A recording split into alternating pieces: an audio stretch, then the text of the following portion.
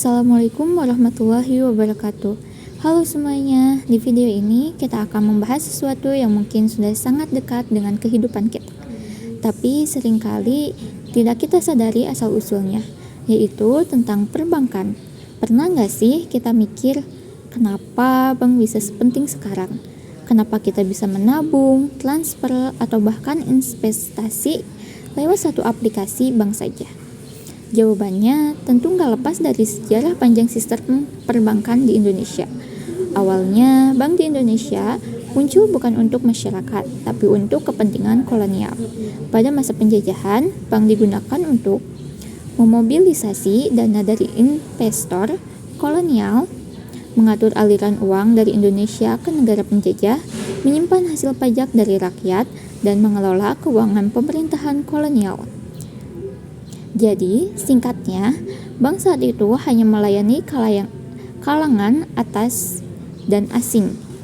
Setelah Indonesia merdeka, barulah bank mulai diarahkan untuk mendukung pembangunan nasional.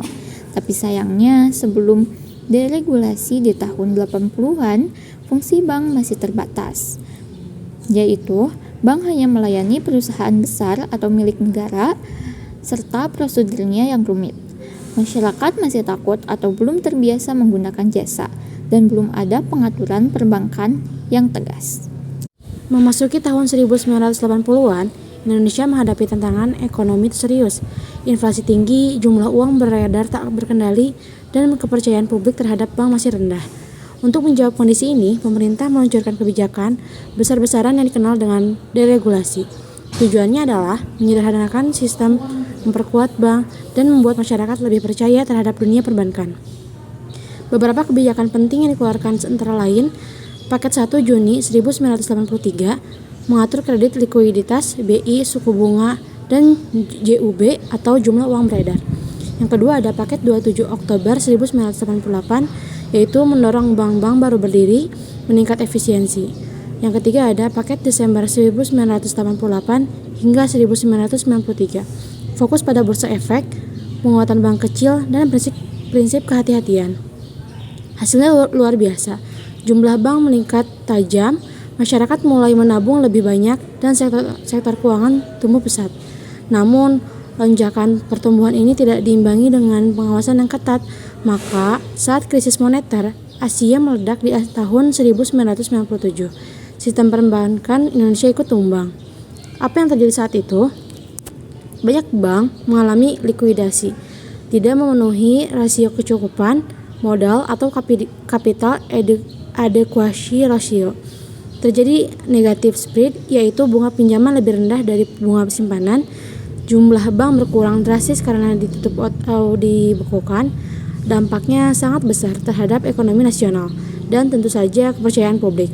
Pemerintah kemudian menanggapi ini dengan serius lewat Undang-Undang Nomor 10 Tahun 1908 serta program rekapitulasi perbankan untuk menyelamatkan dunia perbankan Indonesia. Dari situ lahirlah satu tonggak penting dalam sejarah sistem keuangan kita, yaitu API, Arsitektur Perbankan Indonesia. API bukan hanya reaksi terhadap krisis, tapi visi jangka panjang pemerintah untuk membangun sistem perbankan yang sehat, kuat, dan efisien. Kenapa ini penting?